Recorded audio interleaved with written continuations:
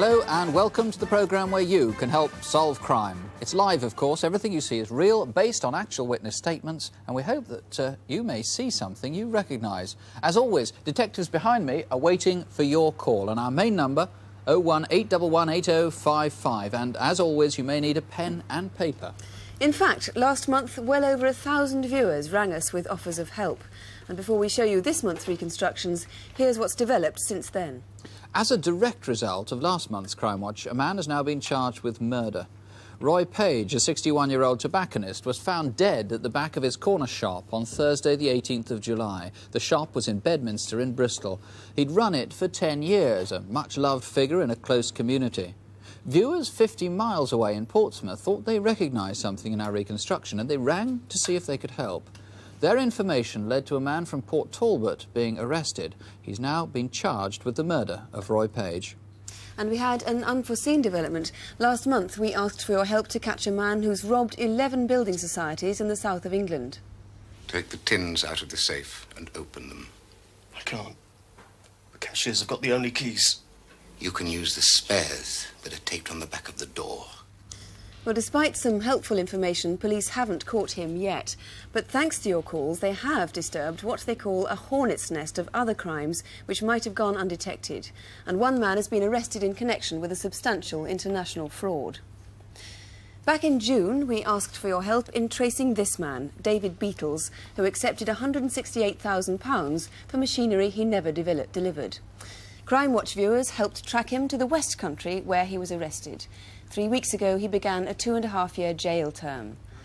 Passing sentence on him, the judge said, of all the evils for which television is blamed these days, this is not one of them. In this case, Crimewatch has given a very useful service. Or rather, Crimewatch viewers have. The first of this month's reconstructions features an armed robbery. There are at least 3 gunmen, and finesse is not their hallmark. They're prepared to shoot almost indiscriminately and at point-blank range. The story starts with the theft of this car from a garage in Tunbridge Wells. Within the next few days, it had turned up in south-east London. July the 1st, Brayards Road in Peckham, and this blue Rover had become a local nuisance. It's been parked here for 5 days, and a resident reports it to the police. It's A111NKN. Someone will move it, will they? OK. And later that same day, the car was moved, but not by the police.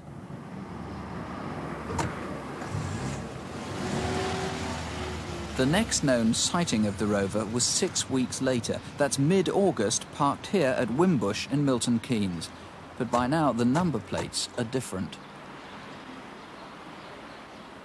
Nearby, 2 men were seen to enter the site where Marriott's are building a large electronics factory. And a third man, perhaps a lookout, was noticed outside the boundary fence. At 8:20 a.m., a Securicor van arrived to deliver wages. At about the same time, the site engineer became suspicious about those strangers. Who's that chap in the red hat there, do you know? No, I don't. What about these 2? I haven't seen those before, no.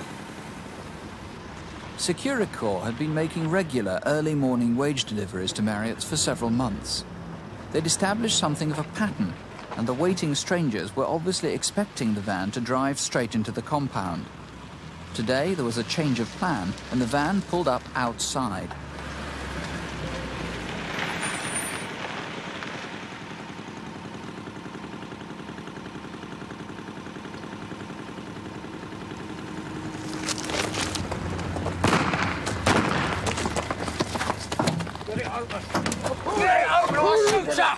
Open it! Give me the keys or you're dead! Move! Get it open! Here's the keys, don't shoot! I think they're flex, Jerry! Lads! Get them! It's a load! Let's get them! Bastard! Out! Put it down! Although he'd been shot, the foreman got up and went on with the chase and shouted to a lorry to ram the getaway car. Reverse! Grab the rover!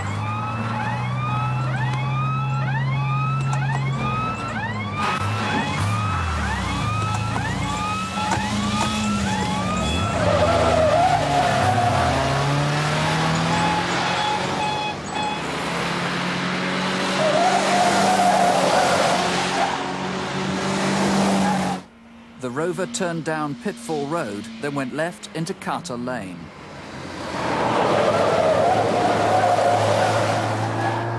The police aren't sure if there were 3 or 4 men in the car.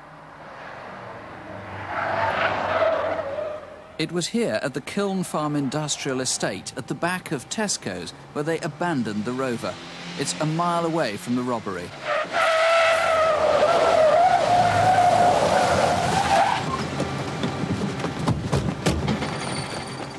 Detective Superintendent John Chilsley is the man who's now after them. But first, tell us something about the extraordinary bravery of those building workers. Quite remarkable. They're very brave men indeed, but their action was one I would not recommend, because those 2 workers who had tackled the gunman were very lucky not to be killed. Indeed. There was, of course, the driver of the Securicor van who was shot, but we indeed. didn't show that. That's right. Now, the man who shot him was the one with the yellow hat on. What do we know about that man? We've made up video fits of 2 men. The first one is the man, as you say, who shot the driver and the worker. He is about 30 years of age, 5'8" tall, slim build. As you see, he's wearing a yellow hat and glasses, and at the time he was wearing overalls. OK, now let's try and take those glasses and that hat from him and see what happens.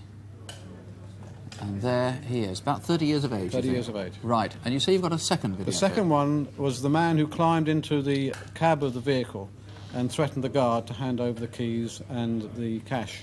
He's about 30 to 40 years of age, 5'10", again slim build, wearing glasses, but he was wearing a black leather jacket and dark trousers. And we believe that glasses were in fact a form of disguise. And there he is, without the glasses. Does anyone recognise that man? The third and possibly fourth man you don't know, and you haven't got descriptions or good enough descriptions of them. That's right. What about the car, though? That's been all over the place, isn't it? Starting in Tunbridge Wells. The car started off being stolen in Tunbridge Wells on the 27th of June. It then was seen in Peckham on the 1st of July. And from there, it next appeared in Milton Keynes on the 15th of August on the day of the robbery. We're obviously interested in the period between the 1st of July and the 15th of August, wanting to know where that vehicle was and did anybody see it. And, of course, sometime between those dates, the car numbers changed. That's correct. From A111NKN to B523PHA. There is a reward out on this, I gather. There is a reward for anyone who recognises those photo fits and can give evidence that leads to a conviction. There's £5,000 reward. John Childerley, thank you very much indeed. The number to call if you can help, 01811 8055. Remember that reward. You can speak in absolute confidence to a detective, or, as always, you can ask for a BBC researcher. Or you can call police in Milton Keynes direct. Here's their number, 0908 678 787. 0908 678 787. Over the past month, police forces from 3 counties have been involved in a massive murder inquiry, the hunt for the killer of 3-year-old Leonie Cornell, or Leonie Keating as she's become known. The investigation has been made more difficult because of the vast area involved. Leonie disappeared from the Seashore Caravan Park in Great Yarmouth on the 13th of September. Her body was found near Mildenhall a few days later. Police have linked her murder to other attacks in East Anglia. 3 years ago, in St Osyth, Pauline Coe was taken from her caravan and found unharmed, again in Great Yarmouth. This June, a man tried to kidnap a 14-year-old girl on the same caravan site where Leonie stayed. And tonight, police are able to reveal a 4th attack in the series. On the 27th of July, a man tried to abduct a young woman from the South Deans Caravan Park, again in Great Yarmouth. Well, the officer in charge of the operation to find this man is Detective Chief Superintendent Eric Shields. Can you tell us any more details about this 4th attack now? Yes, this young woman was taking a shower at 7 a.m. on the Saturday morning, the 27th of July, when a man entered the shower and tried to abduct her with a knife. She screamed and he ran away. Now, this was an attack not on a child, but on a 36-year-old woman. How sure are you that those crimes are linked? That crime is linked with the other cases and with Leonie's murder? All the crimes have been at seaside caravan sites. The clothing worn, a camouflage jacket, has been used on 2 occasions, one in June and the one in July, and the brown car has been used on 2 occasions. And in 3 occasions, of course, girls were taken from caravan That sites, is so. as you said. Now, you've had some more information about the brown car now. Yes, on the last 2 days, we've had a woman come forward who's described a Ford-type car, an Escort or Cortina, leaving that site at 10:30 p.m. on 13th of September 1985. We feel that is the time that Leone was taken from the caravan, and a child was seen in the back who was described as sobbing hysterically. The car was speeding faster than a car would leave that site. And do you think the child who was seen in the back of that car was indeed Leone? I feel she was. Now, on 3 occasions, there were very similar descriptions given by witnesses of the man involved, and one of the witnesses has given us a video fit. Here it is. Can you give us a description of it? Yes, all 3 descriptions that have been given are the same. He's described as 25 to 45 years of age, with brown wavy hair, which may be greying at the sides. He has got a brown moustache, and he's wearing on 2 occasions a camouflage jacket with dirty jeans and trainers. Now, to sum up, what information do you need people to come forward with tonight, and how important is it? We desperately need anybody who was on that site who saw that car leave at that particular time to come forward, and any person who knows a man who dresses like that who drives the car. We must find this man. He may strike again. All those attacks were very, very close together. They were. The brown car is crucial. If you can help, please do ring us here on 01 811 8055, or you can call Suffolk Police Headquarters direct on Ipswich 625 800. That's 0473, the code for Ipswich, 625 800. And now the Crimewatch Incident Desk. Here are Constable Helen Phelps and Superintendent David Hatcher. First, some positive developments from crimes we've already covered this year. In January, a viewer in Dorset recognised something familiar in this appeal. And finally, a sticky problem for thieves in the West Country. They're probably trying to get rid of 31,000 cans of stolen Silver Crin hairspray, and all of them fairly new to the market. The cans of hairspray were in a stolen trailer in a man's farmyard. And a result of his call, 5 people were arrested in connection with the theft. All were found guilty and received a variety of jail sentences and heavy fines. In March, we joined these images together from 2 separate armed robberies using the Crimewatch video fit process. It gave detectives a complete picture of a man who'd robbed 15 building societies. 2 weeks ago, he began a 9-year jail sentence for crimes which netted more than £18,000. And in August, we featured a £500,000 armed robbery of a security van near the Crime View pub in Oldham. Police have now recovered most of the money and charged 8 people in connection with that robbery. And now this month's cases. The first is a murder in broad daylight on a busy London street. Just before 3 o'clock on Wednesday the 21st of August, 2 men robbed this Security Express van at the National Westminster Bank on the corner of Old Oak Road, Acton. They got away with over £16,000, but not before security guard Sid Dundon had been shot dead on the steps of the bank. Witnesses got a good look at the 2 robbers. One is described as black, stocky and in his 20s, and he may well have been carrying a black Adidas bag. The other was white, about 5 foot 10 inches tall, with a fresh complexion. Tattooed on his right arm, a bikini-clad woman like this, outlined in dark blue and gold dots, with writing on the bikini bottoms. This is the crash helmet he wore for the robbery. It was later found dumped near the getaway car. It's a Grand Prix make in black with gold trim, and when new it would have had a Phil Reed sticker here. And of course, it wouldn't have been damaged like this. The helmet was found with these black vinyl and cloth green gloves. You can see they're a bit torn now, so if you recognise this damaged crash helmet, give us a ring and perhaps solve a murder. Next, a series of clues that could help catch a rapist. In our film, a policewoman from Sussex plays the part of the victim. The reconstruction begins at the Bolney Crossroads, where the A23 London to Brighton road crosses the A272. It was 3 o'clock and a woman was hitching on the slip road leading south to the Brighton road. She was wearing a beige cardigan and a long green skirt. A car stopped within a few minutes. It was a red hatchback, possibly a Ford Fiesta. They travelled south down the A23 for about 6 miles, but then turned off just north of Pycombe towards the Devil's Dyke, a local beauty spot. It was just a mile further on, near the Brighton and Hove Golf Club, where she was raped. Her attacker, believed to be around 25, about 5'9", with short brown curly hair, was wearing dark blue heavy cotton jacket trousers. We also know he has bad acne scars on his face. He told the girl he was a lorry driver and that he's recently split up with his girlfriend. And we know he smokes Rothman's cigarettes. But perhaps this is the most important clue. A first aid box. and it lay in full view on a shelf on the passenger side of the car. Perhaps you know someone who fits our profile and who drives a red hatchback. If you do, ring us. Our next case is a particularly mean theft. Back in March, the parishioners of St Andrew's Church, Bedford, began work on this old Land Rover chassis. Months later, they were ready to present the results of their efforts to the Reverend Hall Spears, who flew in from his mission in Madagascar, especially to collect the Land Rover. Everything looked set until Friday the 27th of September, when the Land Rover was stolen from Little Staunton Airfield near St Neots. It was a left-hand drive, and its registration number was ARO 700X. On its side, the words "Gift from St Andrew's Church, Bedford" were clearly visible. Villagers in Madagascar badly needed that Land Rover. If you've seen it or been asked to respray it, give us a ring. A regular visitor to building societies throughout North London has so far stolen over £13,000 since the end of August. He's struck 10 times to date, and in 5 cases he's been caught on the camera. Our first picture of him was taken on the 31st of August at the Nationwide in Haringey. 2 weeks later in Camden, the Leeds Permanent had a visit, but the cashier refused to serve him. Next, it was a Nationwide in Holloway. Unbeknown to him, the camera caught his reflection in the glass. He claims to be armed and demands money from the cashier.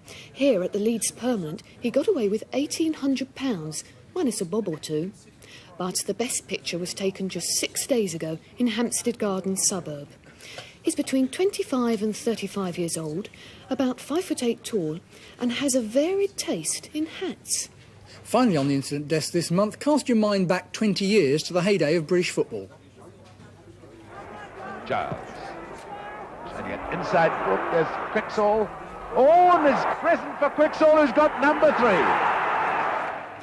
Albert Quicksall's goal helped Manchester United through to the 1963 FA Cup final. United beat Leicester to win the trophy, and Albert Quicksall, as the winning player, took home a gold medal as a personal reminder of victory. All Albert's medals were kept on his wife Anne's charm bracelet, which was stolen from their Manchester home on Monday the 9th of September. The bracelet had 4 medals on it, all engraved A. Quicksall. Most precious of all was a solid gold 1963 FA Cup winners' medal like this, with its distinctive shield featuring 3 lions.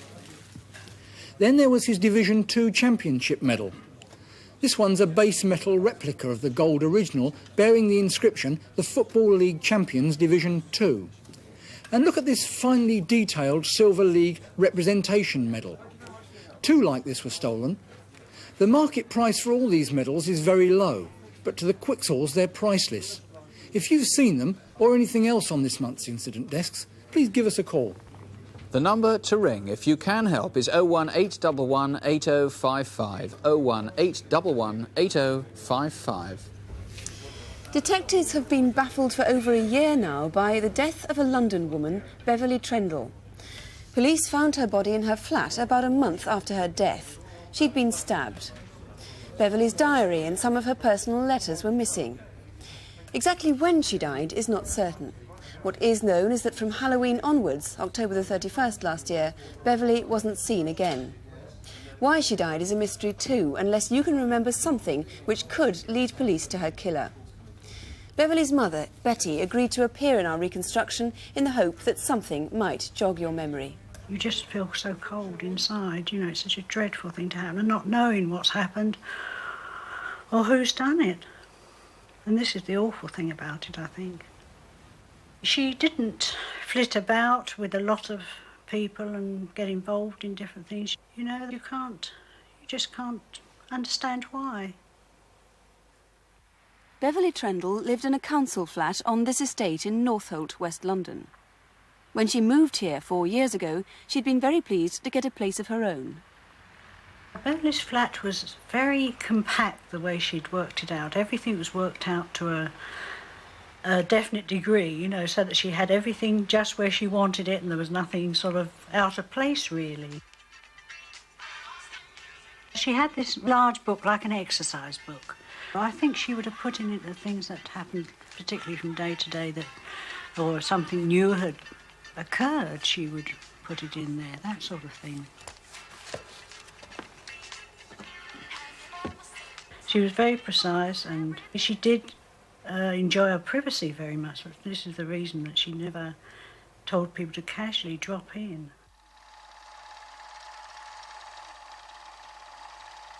She was like a different person in Spain. I don't know, as soon as she got there, she seemed to change completely. The sun, she loved the sun, and she loved to be sort of casually dressed and sort of just wander around. ¿Cómo está usted? ¿Cómo está usted? She definitely would have liked to settle in Spain, and I think really this was it. She wanted to get her Spanish to perfection, so of course she decided she would take these lessons. Buenas tardes, señorita. Buenas tardes, señorita. The weekly lessons took place at her Spanish teacher's house. She had booked one for 6 o'clock on Wednesday, October the 31st, Halloween. She didn't arrive. Her movements throughout that week are a mystery. You like to repeat them straight after me. Police do know that on the Monday, she started a part-time job for a cleaning company. It's your first day here as well, is it? Yes, it is. I'm still half asleep. It's that bleeding early. It's the worst thing about this job. I'm trying to get an evening job. Mind you, the traffic's not bad this time in the morning. Well, you've got a car then? Yeah, it's old, but it goes. I won't mind an evening job. I'm going for an interview at Hillingdon Hospital on Thursday. I think there might be something going at Heathrow. Mind you, evenings. I wouldn't like to think I was losing my evening. No, well, there is that about. The Byron pub is just round the corner from Beverly's flat. She was also seen there that week. The barmaid was Vivian Starsmere.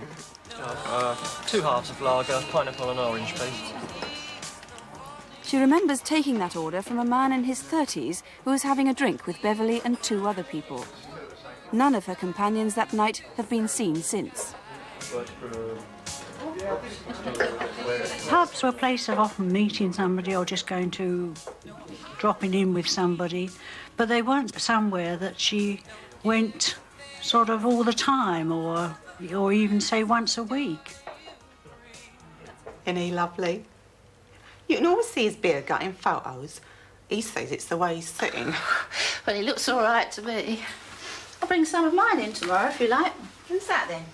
Well, I got quite a few of my bloke in Spain, Pepe, because I haven't been over there since May. Actually, I've got a new boyfriend. Going out tonight for a drink, as a matter of fact. What's he like, then? Well, I haven't known him only a few weeks, but he's older than me. What, about 40? Yeah. He's not bad looking. He's got a really nice personality. Has he now? And I suppose he's taking you out in his big flash motor tonight, is he? No, I'll take mine. Enjoy yourself. Yeah. See you tomorrow. See ya. But Janet Swan didn't see Beverly again. In fact, she was possibly the last person Beverly spoke to.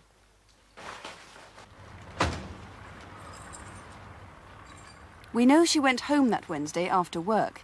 She always used to park her car so that she could see it from her flat.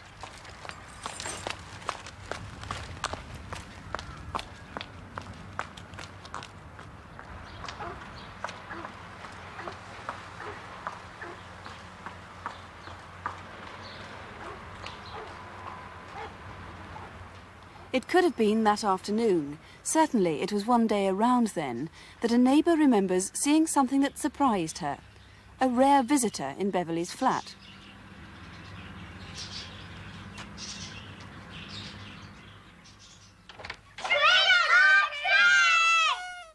Early that evening, children toured the estate, playing Halloween games. But at Beverly's door, there was no answer.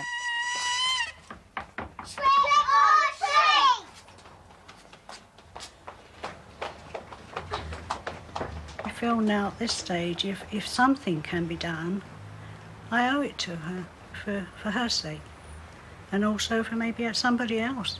Who knows? Well, Detective Inspector Roger Parsons has been in charge of this investigation for the past year, and still no clue, for example, as to who those people in the pub were. No, we've carried out extensive inquiries on these people, and they haven't yet come forward, and they could be very important witnesses, and I do ask them, if they see this programme or people know them, ask them to come and contact us at Southall Police Station. Could we have your description of them? There was two men, aged about 30 years. We have not a lot more description. They were just about 5'8" average, but with them was the coloured girl. She's a half-caste, but very attractive with an afro-style hair, and I feel sure she would have stood out in the Byron public house. What about the man who was seen waving at Beverley's flat window? Any leads on him? Again, we have no leads, and this is a very important clue, because Beverley kept her flat to herself, and to allow a man into the flat would mean that she knew him well. And again, I ask him to come forward if he sees the picture of himself, or if people know him, to notify us, please. And no description of him at all? Again, about 35 years, grey hair, swept back, and as I say, quite attractive. That's all and the we have. diary, is that a very important clue, the diary and the personal letters that went missing? This diary is very important. It went missing. It's never been found. This is a mock-up, but Beverley kept every item that she did during a day in this book, and without a doubt, if we found this, it could well solve this crime. Now, there's also some mystery surrounding Beverley's car. Her white Volkswagen was being driven down Yedding Lane, Northolt, very near where she lived, seen the day after it's thought that she died. And it wasn't parked in its usual position in the car park when her body was actually found. So how much significance do you attach to that? I attach a lot of significance to it, because as you can see from where the car's parked, Beverley couldn't see it. And one thing she always did, she parked the car opposite her kitchen window so she could see it, because it was her pride and joy. And she can't be seen from that window from her flat. Can you think of any reason why she should have been killed? None at all. I've been on the case for a year. I feel I know Beverley like a sister. She was a nice girl.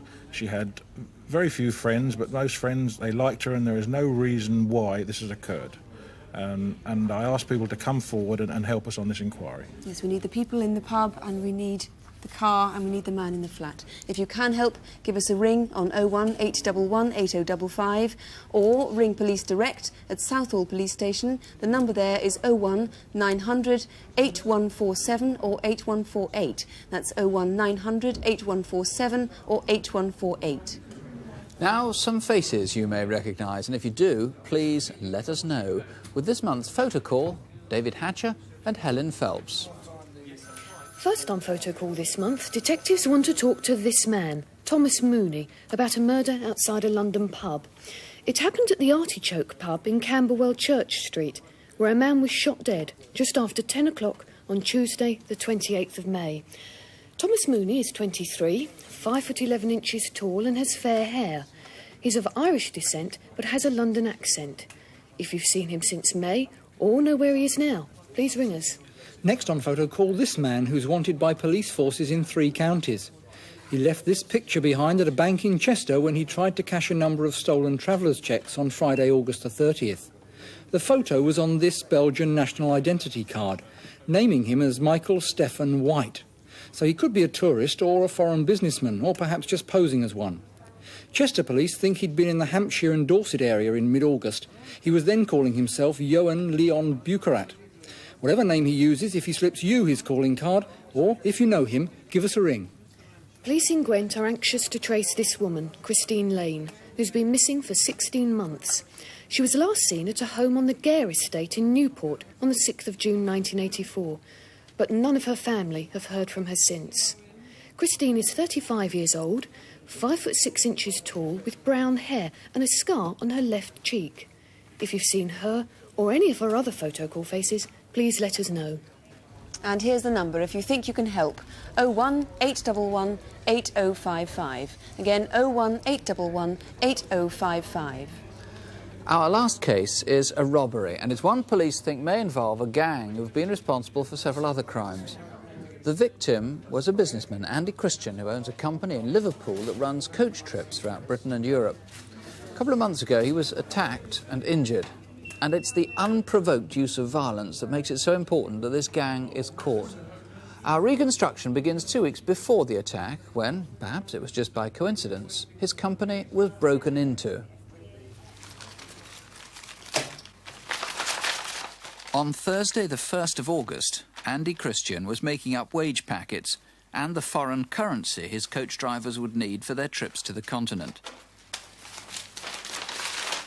Andy spent 10 years building up his company, Amberline, from a single minicab to a fleet of luxury coaches. He's something of a workaholic, and he was still in his office when the night watchman came on duty.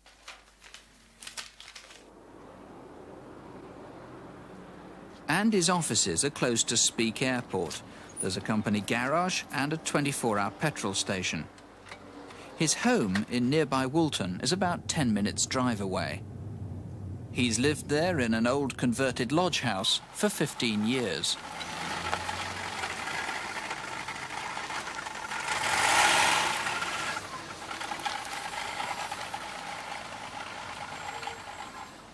That Thursday evening, as always, all business calls to Amberline were diverted to the old lodge house.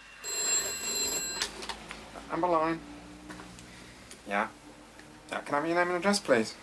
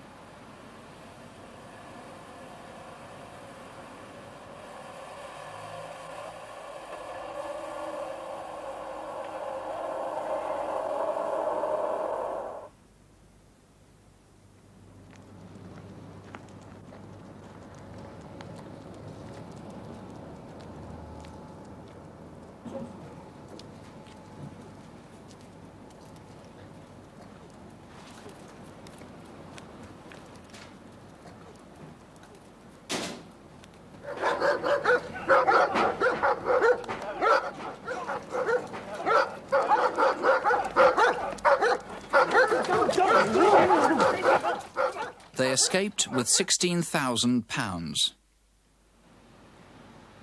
2 weeks later, on Friday evening, Andy was getting ready to leave work at the end of a busy week.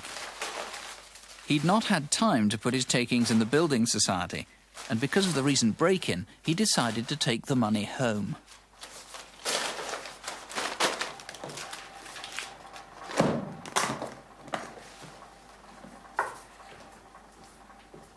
He left Amberline shortly after 7 o'clock. 5 coach loads were off to Spain the next day, so he intended to be back at 3 a.m. to see them off.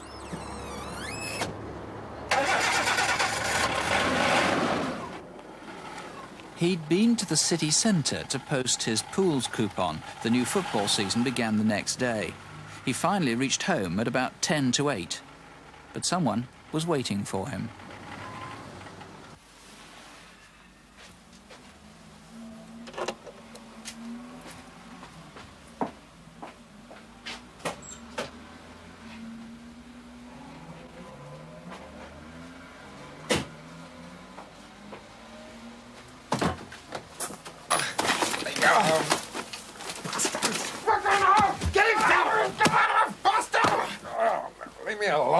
You bastard! Oh, shut up! Oh.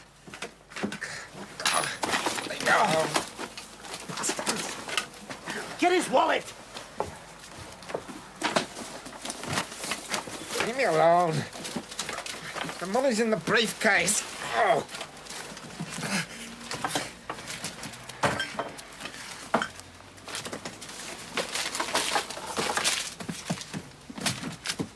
Where's the car keys? They're on the table. Which way do we go? Just go! The officer hunting those men is Detective Inspector Jeff Harrison. Inspector, first of all, let me ask you about Mr. Christian's condition. Yes, the physical scars have now healed, but the mental scar will remain forever. He suffered a vicious attack.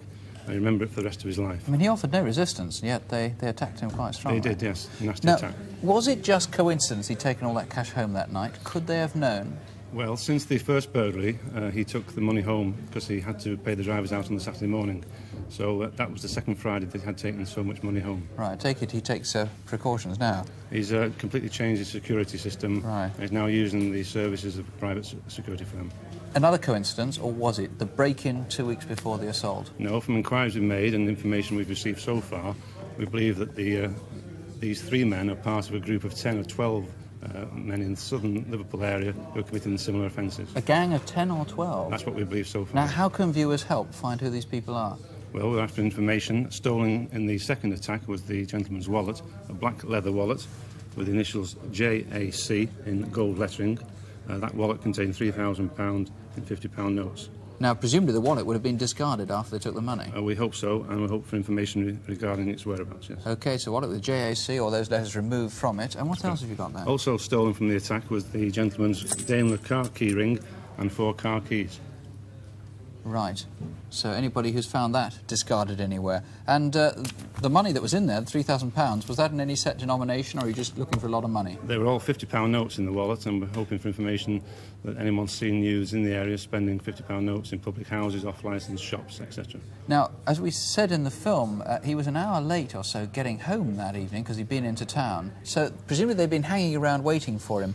If people had seen anything suspicious on the 16th of August, what would they have seen? Well, we What hope people are you looking that for? it's a busy junction. 5 main roads join on the top of the hill, and these men must have been there for at least an hour before the gentleman arrived home, and we're hoping for information regarding the sightings. OK, there's his home, the lodge, junction of Beaconsfield Road and Church Road in Woolton, and you can see it's not far from Amber Line coaches. There is, of course, a reward being offered.